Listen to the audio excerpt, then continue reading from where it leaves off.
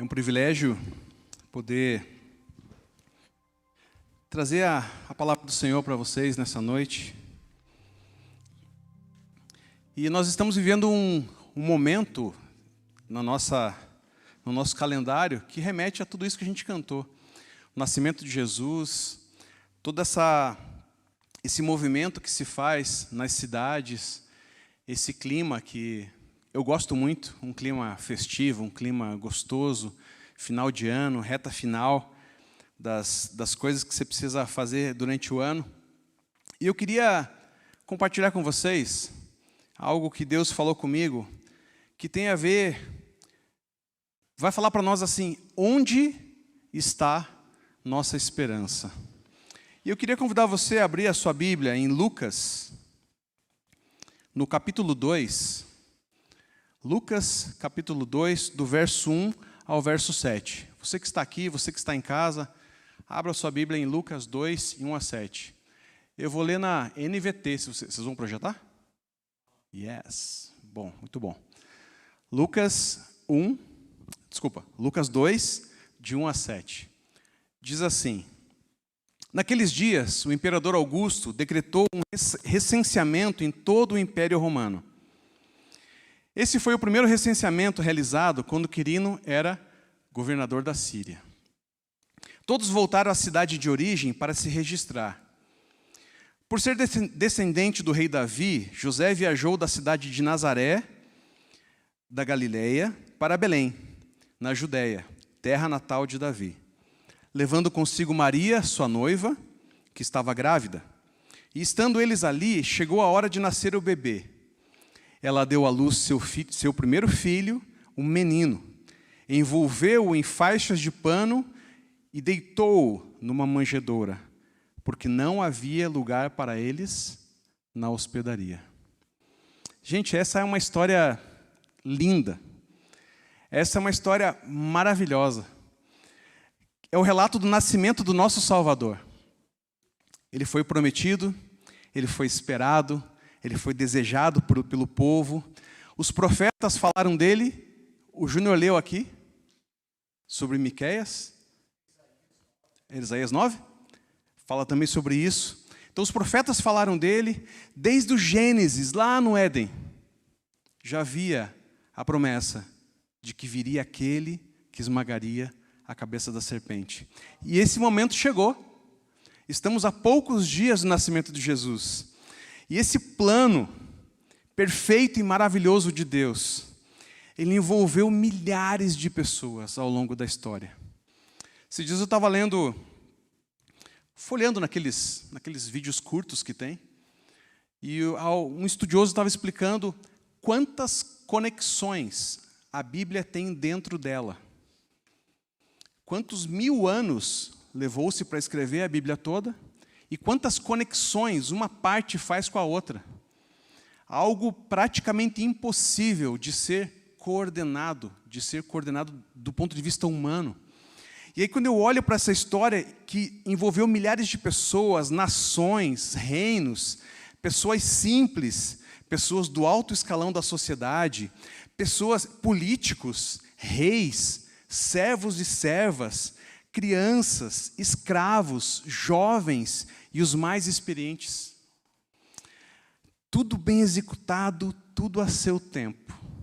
Nada fugindo do controle de Deus, porque Ele é perfeito. Tudo foi muito lindo. E aí, quando eu olho para a organização de tudo isso, eu fico olhando assim, que cerimonial perfeito. Para quem vai casar, por exemplo, deseja que o cerimonial aconteça de acordo com o que foi planejado. Aqui você vê uma história acontecendo de uma forma perfeita. Deus preparou tudo para a chegada do menino Jesus. Esse texto que a gente lê, ele não fala dos detalhes, mas teve estrela no céu, teve magos, teve os animais ali, né, segundo a tradição, teve anjos, pastores. Então, tudo isso orquestrado para que Jesus nascesse. Que história linda. Eu sou apaixonado por essa história. Mas eu queria fazer a gente pensar em uma coisa. Que diferença essa história fez? Que diferença essa história faz hoje? Muitos, até hoje, não entenderam nada do que aconteceu naquele momento. Até hoje se tem dúvidas. Até hoje esperam o Messias. Por que dessa história? Como assim nasceu o Salvador? Alguns questionam. Muitos ouviram as profecias que a gente falou aqui, muitos ouviram aquelas profecias. E até hoje eles esperam por isso. Falava sobre o nascimento de um tal Jesus, mas eles não conseguiram fazer o link, né? Hoje a gente fala link. Não conseguiram fazer a ligação entre aquilo que era profetizado, aquilo que era profecia, e o nascimento do Messias. Agora eu quero fazer você viajar um pouco no tempo. Você vai comigo? Cada um pega a sua roupa e nós vamos lá para Belém. Vamos? 2023 anos atrás. Cada um pega a sua roupa e nós vamos para lá. E nós estamos vivendo agora em Belém.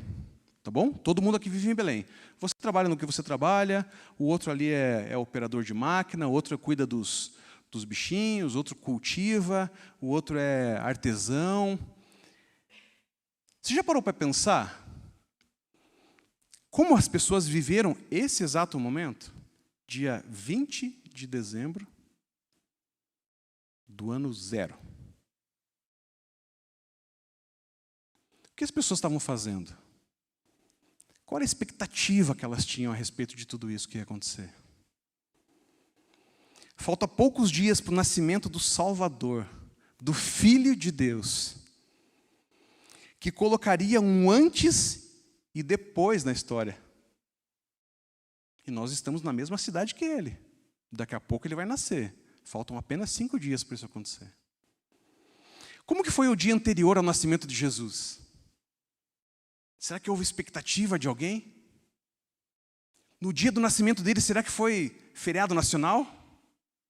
Será que as pessoas se importavam com isso? O que aconteceu no dia seguinte?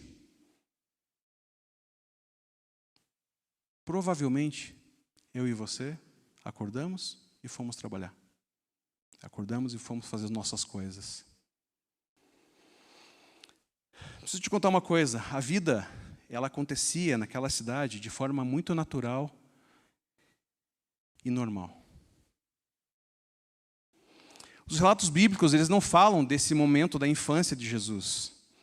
Nem tão quanto aquilo que aconteceu naqueles momentos ali, enquanto Jesus era concebido, o que acontecia ao redor. A gente sabe da história dos magos, dos pastores, mas não se fala da cidade, o que acontecia. Mas na minha cabeça, negócios eram feitos, as pessoas compravam, vendiam, cultivavam, cuidavam de suas vidas, e a vida parecia não ter mudado nada. Noivos se casaram, crianças nasceram, famílias se encontraram para o almoço de domingo, amigos bebiam e riam. E em algum lugar dessa cidade, onde você está agora, na sua imaginação, Jesus nasceria. Onde eu consigo ver a vida do Filho de Deus nisso tudo que a gente relatou agora? Você consegue enxergar Jesus nisso tudo? Você vê a vida dele sendo propagada nessa normalidade? Nós vivemos dias de completa desesperança. Quando eu vejo pelas ruas, esses dias a Kelly, a gente estava parado para deixar o Arthur na escola, e ela falou assim, olha aquele homem, né? Era cedo, era 7 horas da manhã. Ele com aspecto da bebida, né? A barba por fazer, aquela, né? Tem um aspecto. Você olha e você bate o olho. E quando eu olho para uma pessoa como essa, eu fico pensando assim, onde está a esperança? Quando eu vejo adolescentes, é uma turminha que eu amo, se entregando aos vícios, no convívio com pessoas erradas, com linguajar horrível, usando drogas, ouvindo músicas depravadas, eu fico pensando, onde está a esperança? Quando eu olho as cenas de guerra em Israel, todos os dias tem vídeos novos, que mostra a barbárie que o homem consegue chegar. E eu fico pensando, onde está a esperança? Quando eu olho os governantes que só pensam em seus próprios interesses e os conchavos e as formas de conseguir satisfazer os seus desejos, eu pergunto, onde está a esperança? A gente corre atrás de tanta coisa. A nossa vida entra numa rotina exaustiva, a gente trabalha de sol a sol, a gente deseja roupas, celulares, carros, casas, empregos, posições, e a gente dedica muito ou todo o nosso tempo nisso, nessa busca desenfreada e frenética. A gente tenta preencher um vazio, como disse Dostoiévski, existe no homem um vazio do tamanho de Deus. A gente é míope para o verdadeiro sentido da vida. A gente vive dia, um após o outro, e o ano ainda não terminou. Faltam poucos dias. Mas ele não terminou ainda. Mas eu garanto que você já está preocupado com o próximo ano que vai vir. Você deve ter pensado em como vai pagar as contas no começo do ano, o que vai acontecer depois do carnaval, como é que vai ficar seu emprego, como é que vai ficar as contas, os boletos.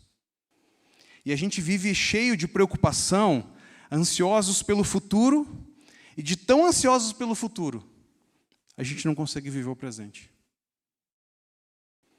Você está aqui me olhando e muitos de vocês já estão pensando assim, como é que vai ser a ceia de Natal mesmo? O que eu tenho que levar? O ano novo vai ser na casa do fulano, do ciclano, vai ser lá em casa. Lembrei, tem que comprar um negócio. Ainda bem que você falou, Gil. Ainda bem que você falou agora que eu lembrei que eu tenho que comprar mais uns negócios lá. Tem gente pensando assim, que roupa que eu vou levar para a família? Será que vai estar calor?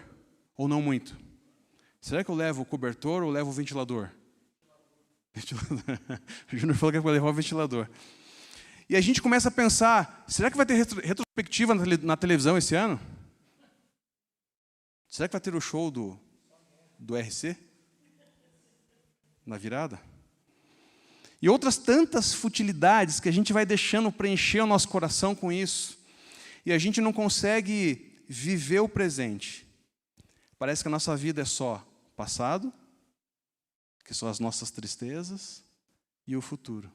O que vai ser de nós? Pelo que esperamos? Onde está a nossa esperança? E eu queria ler com você agora Lucas 2, 25 a 33. Lucas 2, do verso 25 ao 33. Fala sobre Simeão. E diz assim a palavra de Deus. Naquela época, vivia em Jerusalém um homem chamado Simeão. Ele era justo e devoto, e esperava ansiosamente pela restauração de Israel. O Espírito Santo estava sobre ele. E lhe havia revelado que ele não morreria enquanto não visse o Cristo enviado pelo Senhor. Nesse dia do nascimento de Jesus, foi depois, tá? Nesse dia, o Espírito o conduziu ao templo. Assim, quando Maria e José chegaram para apresentar o menino Jesus ao Senhor, como a lei exigia, Simeão tomou a criança nos braços e louvou a Deus, dizendo: Soberano Deus, agora podes levar em paz o teu servo, como prometeste. Vi a tua salvação, que preparaste para todos os povos. Ele é uma luz de revelação às nações, e é a glória do teu povo, Israel. Os pais de Jesus ficaram admirados com o que se dizia a respeito dele. Quando eu olho para Simeão e olho para esse cenário que a gente viu agora há pouco, eu fico pensando assim, esse personagem é um homem de Deus mesmo. Um servo do Senhor, que esperava a consolação de Israel. E ele conseguiu dizer, movido pelo Espírito Santo, soberano Deus, agora pode levar em paz o teu servo. é uma declaração maravilhosa de esperança e de fé. Você consegue entender a presença manifesta de Jesus, o Filho de Deus, na vida desse homem? Como ela foi suficiente?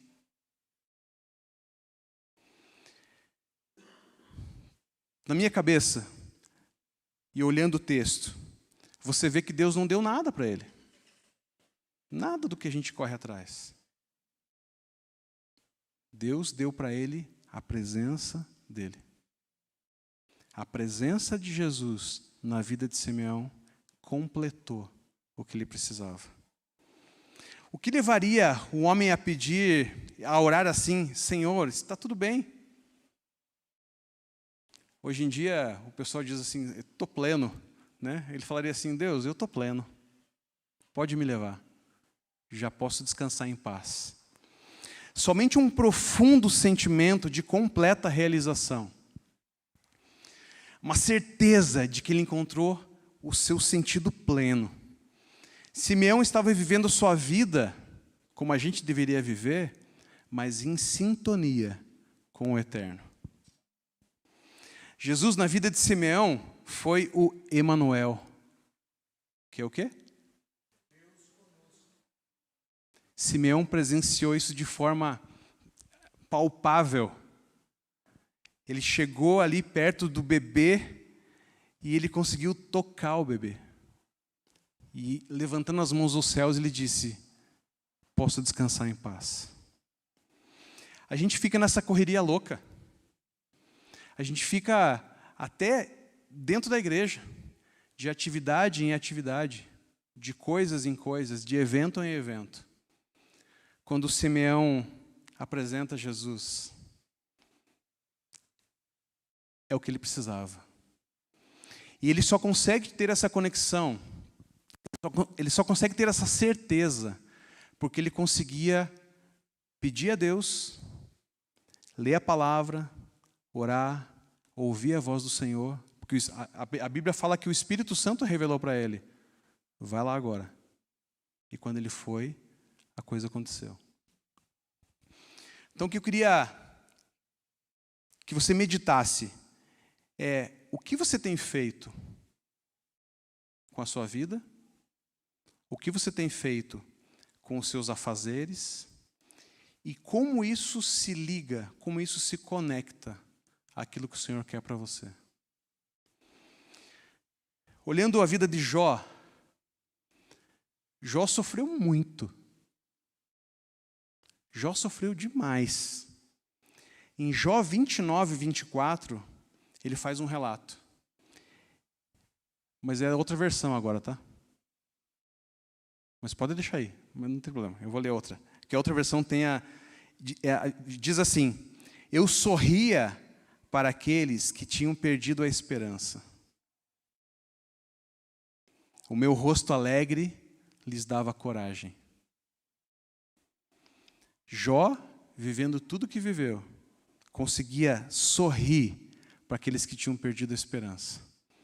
Isso só acontece quando você tem um profundo sentimento de que a sua vida está plena em Deus. Não importa as lutas que você passe, você sai desse foco, nesse plano, desse foco humano de correr atrás das coisas, e você se conecta com aquilo que é poderoso, que é a presença de Jesus na nossa vida. Salmo 31, 24, agora você pode colocar lá que vai dar certo. Portanto, sejam fortes e corajosos, todos vocês que põem a sua esperança no Senhor. Enquanto a gente corre, como o meu cachorrinho faz lá em casa de vez em quando, atrás do rabo, você não consegue ver e ouvir aquilo que Deus quer falar no teu coração. Enquanto a gente fica com essa visão turva daquilo que Deus quer, tentando apalpar a vontade dEle, quando a vontade dEle é muito mais simples do que você imagina. O nascimento de Jesus dividiu a história. E como foi o nascimento dele? Foi assim? Mega. Podia ser um mega evento, não podia? Digno. Oh, tudo bem. Isso já é muito, né? Ter os anjos cantando já é muito. Mas o nascimento dele nasceu numa estrebaria, numa manjedoura, simples. Não tinha lugar na hospedaria. Quando eu olho para isso, eu fico tentando olhar para a minha vida e para a tua vida e como a gente busca as coisas que são mega. Quando a gente precisa parar no nosso quarto, se ajoelhar, entrar na presença dele e ouvir a voz dele. Salmo 62, 5 e 6. Diz assim. Salmo 62. Oh, tá rápido, hein? Que minha alma espere em silêncio diante de Deus, pois nele está a minha esperança. Somente ele é minha rocha e minha salvação, minha fortaleza onde não serei abalado. Jesus está entre nós. Ele nasceu. Se eu pudesse dizer alguma coisa para essas pessoas que a gente vê na rua, em busca de algo que preenche o coração delas, eu diria, a esperança está em Jesus. Se eu pudesse falar aos adolescentes todos que existem, aqueles que vivem atrás de afirmação e de aprovação, que pode estar à beira de sentimentos de morte, eu diria, há esperança. E a esperança é Jesus. Se eu pudesse falar a um casal que está à beira do divórcio, eu diria assim, há esperança em Jesus. Se eu pudesse falar a uma mãe que abandona os filhos, se eu pudesse falar aos filhos abandonados, eu diria, há esperança. E a esperança é Jesus. Isaías 49, sobre os filhos, diz assim, acaso pode uma mulher esquecer-se do filho que ainda mama? De sorte que não se compadeça do filho do seu ventre? Mas ainda que esta viesse a se esquecer dele, eu, todavia, não me esquecerei de ti. Deus é nossa esperança viva. Simeão nos ensina a olhar para Jesus e contemplar aquilo que Deus realizou através da vida do seu filho. Jesus é a realização completa de todas as nossas aspirações humanas. Nele nós temos tudo o que mais desejamos. Nele nossa alma se completa e nele nos encontramos. Na vida de Simeão, Deus foi Deus. Deus não se manifestou de forma mirabolante, de forma... Deus conosco. Você e eu não precisamos mais do que isso. Precisamos do Deus conosco, do Jesus, do Emanuel, que nasce e tem que renascer em cada oportunidade da nossa vida. E não importa se isso vai acontecer de uma forma ou de outra. Nós não podemos moldar ou dizer a forma com que Deus vai se manifestar na nossa vida. A gente precisa abrir o coração. Quando eu comecei a meditar sobre essa palavra, eu, mexendo no Instagram, veio um post de carrossel. Sabem o que é isso? Os mais velhos sabem? Queria que você vai para o ladinho assim. Falava sobre Simeão. Deus se manifesta de diferentes formas. Essa confirmação podia vir de outro jeito. Mas quando eu estava estudando sobre isso e olhando sobre Simeão, veio um post no Instagram. Eu nunca tinha visto um post no Instagram sobre Simeão, tá bom? Aconteceu nessa semana, ao estudar sobre isso. Então, quando eu olho para tudo isso, eu preciso entender que Deus age da forma como Ele quer agir na sua vida. Talvez Deus age em seu favor abrindo uma porta. Talvez Deus age em seu favor fechando uma porta. Talvez Deus haja na sua vida quando uma doença chega. Talvez Deus haja na sua vida quando você é curado de uma doença. A forma como Deus vai fazer é o de menos. A nossa esperança nunca pode fugir dele. E aí nós estamos lá em Belém. Vocês estão lá em Belém ainda? Jesus vai nascer. Para nós, aqui em Curitiba hoje, Jesus já nasceu. Mas a pergunta que eu queria deixar com você nessa noite é: quanto tempo você precisa para deixar Jesus ser Jesus na sua vida? Muitos daquela época experimentaram Jesus ali, nos primeiros dias, como Simeão. Simeão entendeu, compreendeu e, como dizem, né, tomou posse da bênção. Hoje, 2000 anos depois, nós ainda estamos esperando Jesus ou estamos desfrutando da sua presença e do seu nascimento?